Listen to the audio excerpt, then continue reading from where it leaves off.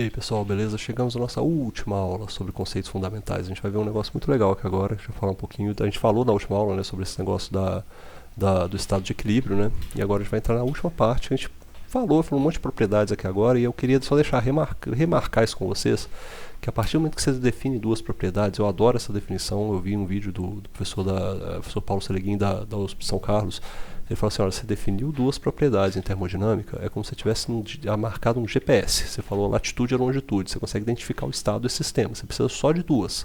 Por que duas e não três, né? Olha, você pode pegar, por exemplo, esse caso aqui da pressão, volume, o caso da equação de estado do gás ideal, pressão, volume igual a massa vezes a constante do gás vezes a temperatura. Você pode pegar essa informação aqui e falar o seguinte: olha, se eu te souber a pressão e o volume, eu consigo calcular T, certo? Se eu souber um valor só da pressão, eu posso ter infinidades de valores de T e V e que não vão ser os mesmos estados que eu estava no caso aqui inicial onde eu tinha P e V. Então a gente precisa de duas propriedades. Se tiver três, começa a ficar irrelevante, assim, você começa a ser vai achar a mesma coisa. Nunca precisou, né, de mais do que duas propriedades para calcular. Então a gente precisa realmente de duas propriedades para conseguir definir qual que é o nosso estado. E sabendo o estado do sistema, você tem acesso a todas as outras informações necessárias.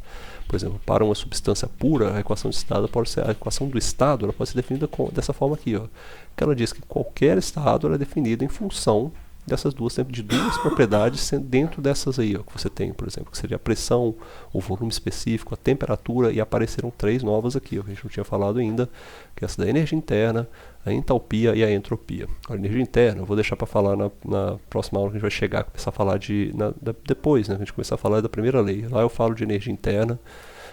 Entalpia é uma joguete algébrico, né, porque entalpia simplesmente é igual a energia interna mais a pressão vezes o volume específico. Ela aparece porque quando você tem problemas com fluxos de massa, que são problemas de volume de controle, a entalpia se torna muito importante. A entropia, ela merece um pouco de atenção, por isso que eu vou falar nessa aula aqui sobre a entropia. A entropia é o seguinte, eu estou até antecipando um pouquinho, colocando o carro na frente dos bois, como está mostrando o desenhozinho aí.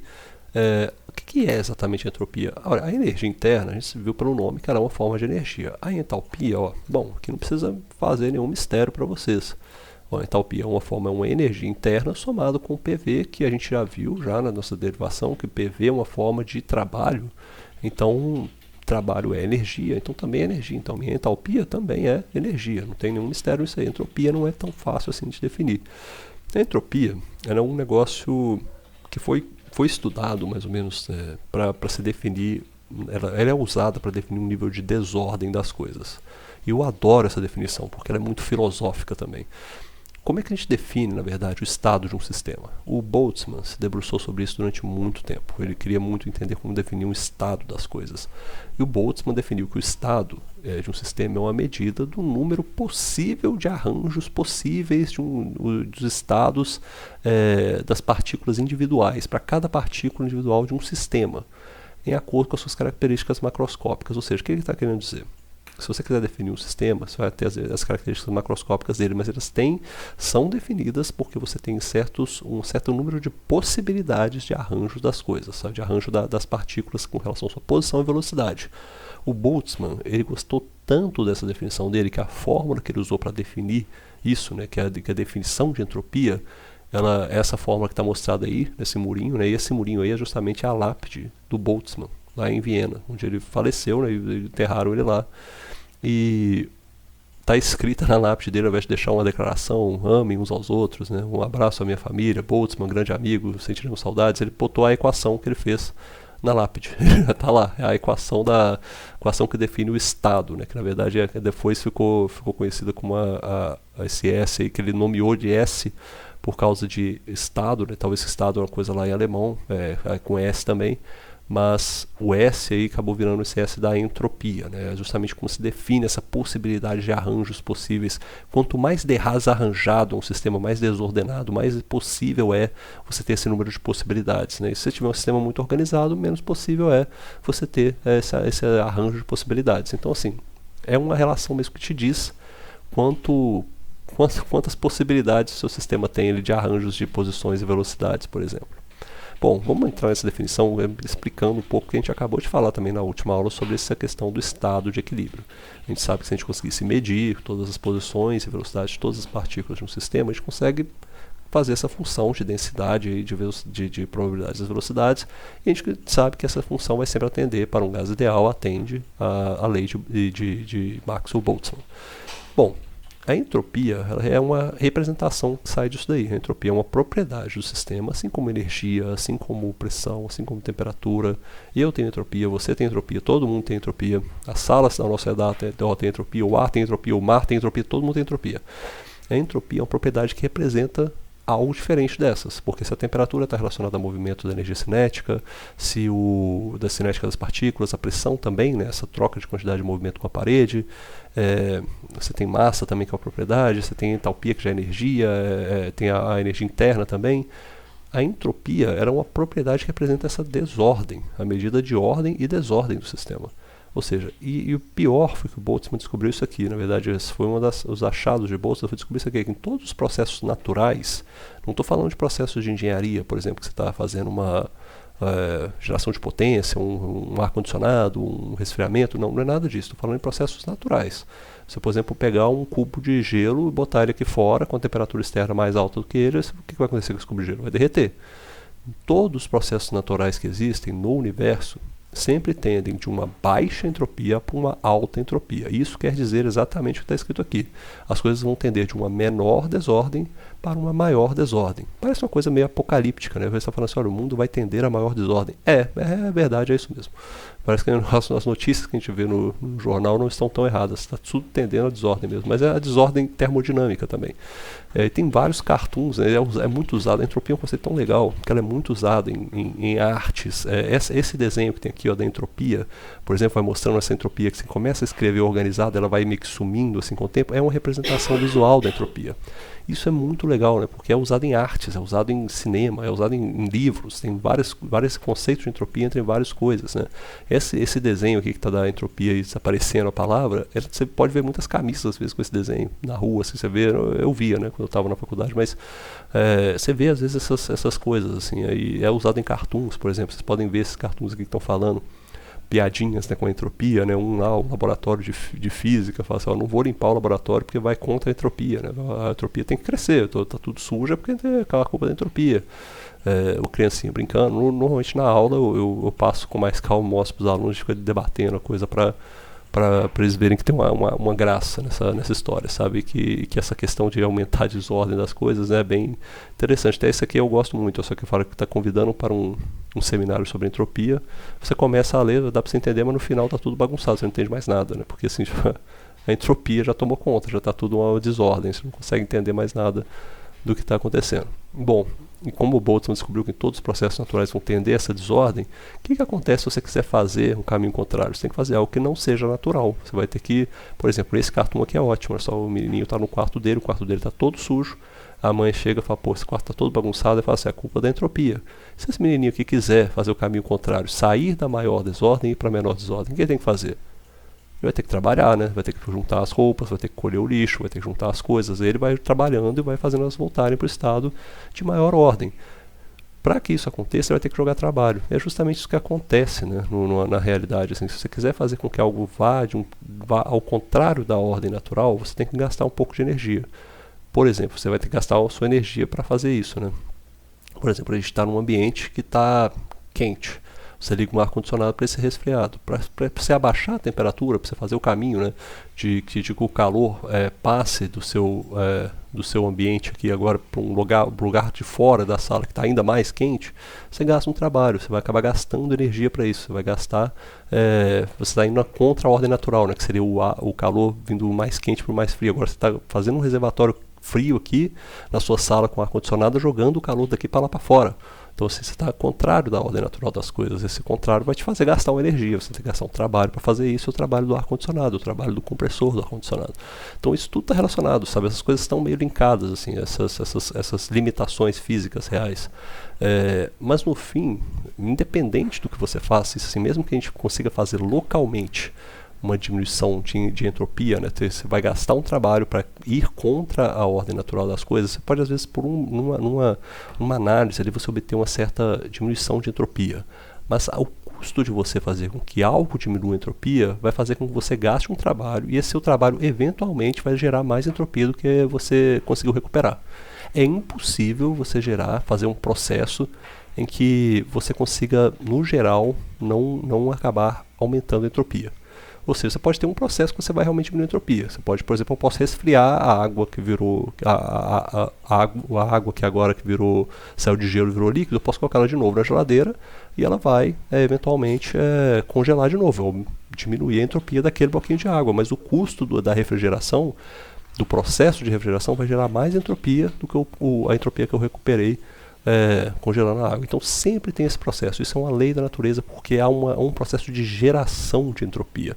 A entropia ela não é igual massa, que a massa simplesmente, a massa do meu corpo aqui, ela é inalterável, né? Assim, obviamente tem essas questões, pega uma massa de um bloco de gelo, por exemplo, a massa do bloco de gelo é inalterável, se for 1 kg de bloco de gelo, aquela quilo de bloco de gelo. Mas a entropia não. A entropia ela pode ser. Então você não consegue gerar massa de gelo. Você tem aquele bloco que você usando sistema, não tem como você gerar massa ali dentro.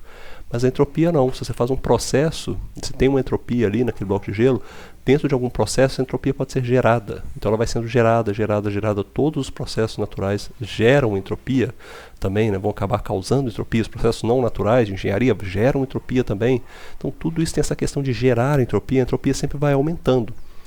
Havia a ideia de que era possível você talvez fazer um processo em que você conseguisse talvez fazer algo que o seu sistema fosse de um sistema de alta desordem para uma alta ordem, sem necessariamente colocar trabalho nele. A ideia surgiu nesse experimento mental do Maxwell, tá? Que era inclusive amigo do Boltzmann. Eles trabalhavam com as ideias, não sei se era amigo, não estou chutando que é amigo aqui, mas que eles fizeram essa distribuição de Maxwell e Boltzmann, né? O Maxwell propôs o seguinte: vamos supor que você tem essa caixinha aqui, ó. Você tem as partículas azuis, que são mais frias, as partículas vermelhas são mais quentes.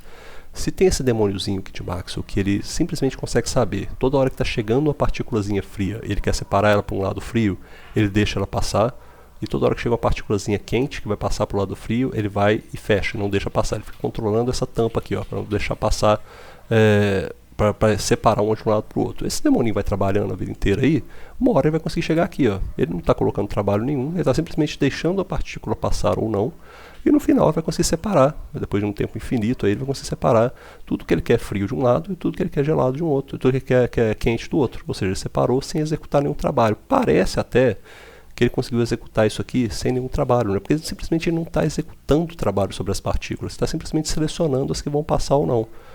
Esse processo a gente poderia falar, olha, tudo bem, o Maxwell conseguiu sair de um processo que estava com alta entropia, o demoninho de Maxwell, né, conseguiu sair de um processo que estava com alta entropia, foi para uma baixa entropia, sem realizar trabalho. Aí você fala, tudo bem, realmente, a entropia que está aqui dentro desse sistema, que separou tudo, ela realmente diminuiu.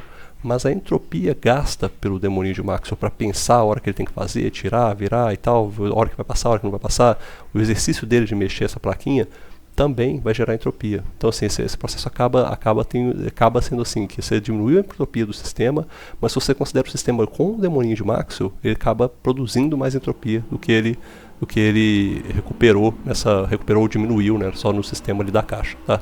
Então não tem jeito, o universo sempre vai dar um jeito e você sempre vai estar aumentando a entropia.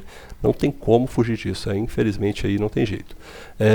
E a entropia sempre vai diminuir. Então essa é a ideia, está escrita aí a ideia exatamente desse exercício do demônio de Maxwell. Se você pensar num sistema, o último sistema que nós temos, que é o universo, se a entropia está sempre aumentando, uma hora a entropia vai virar infinita. O que seria a entropia virando infinita no caso? Você vai ter tudo na mais possível desordem, está tudo desordenado. O sistema não começou assim, né? O sistema universo ele começou lá na teoria do Big Bang, né? Se você acreditar na teoria do Big Bang, ele começou lá com uma bolinha, ele se expandiu, né? Foi se espalhando e tal, e foi gerando entropia, né? Teoricamente, pela visão da termodinâmica, essa entropia vai sendo aumentada tanto dentro desse sistema que uma hora vai estar tudo desordenado. Eu não falo só desordenado no nível da bagunça que está o seu quarto, das suas roupas sujas, não. A informação vai estar desordenada. Não vou conseguir mais ver coisas como ver a minha mão, por exemplo. Minha mão vai ter se dissipado aqui, virado informação espalhada pelo universo. não dá nem para falar de matéria, né? A gente fala até de informação nesse caso, né?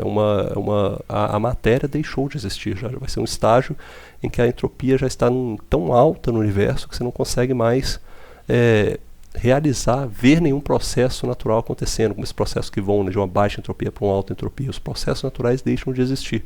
É como se fosse um equilíbrio perfeito. A gente vai estar, todo mundo virou uma informação de distribuição gaussiana espalhada pelo universo. Essa é uma teoria do fim do universo, assim também que eu acho que se estimam nessas teorias físicos aí, quando que será o fim do universo, vendo para essas propagações, esses aumentos de entropia que vão tendo. E realmente, olha só, uma ideia do fim do universo é essa, ele vai se expandir. Existem várias ideias, né, para se dizer como é que vai ser o fim do universo.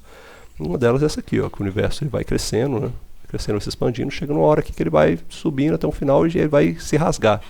Vai para cima, vai para cá, isso aqui é chamado de Big Rip, né? É um rasgo no tecido no tecido espaço-tempo. A gente está aqui no gráfico, no espaço-tempo, então o universo vai se expandindo no espaço e no tempo, uma hora esse tecido vai se rasgar e aí é o fim de tudo, né, do universo.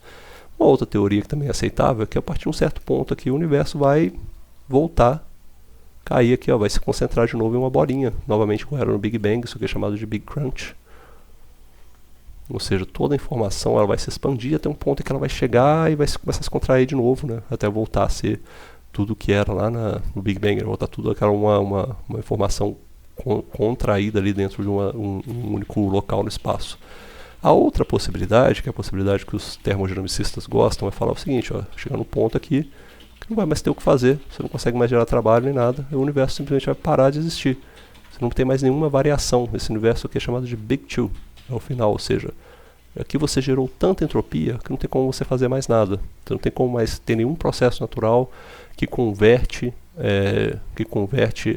algo de pouca desordem para alta desordem.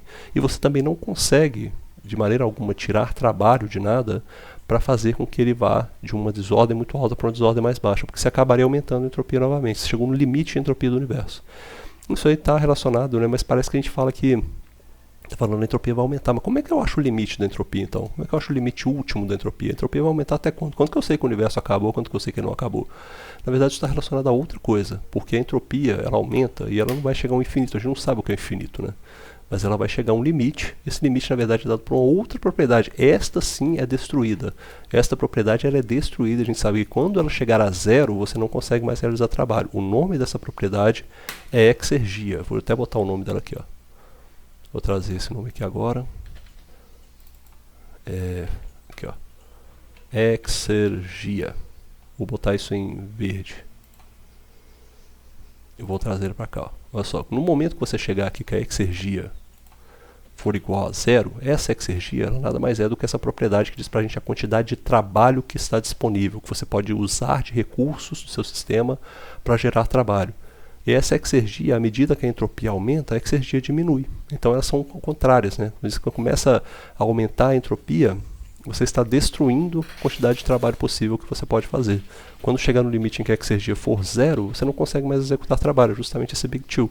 E ela é zero justamente quando a entropia chega no máximo, entendeu? Então essa é a grande pegada dessa ideia aí, assim, é bem interessante como as duas coisas se colapsam juntos nessa informação, tá? Então eu termino esse vídeo aqui, ficou um pouco mais longo, é porque eu gosto de falar de entropia, mas espero que vocês tenham gostado também.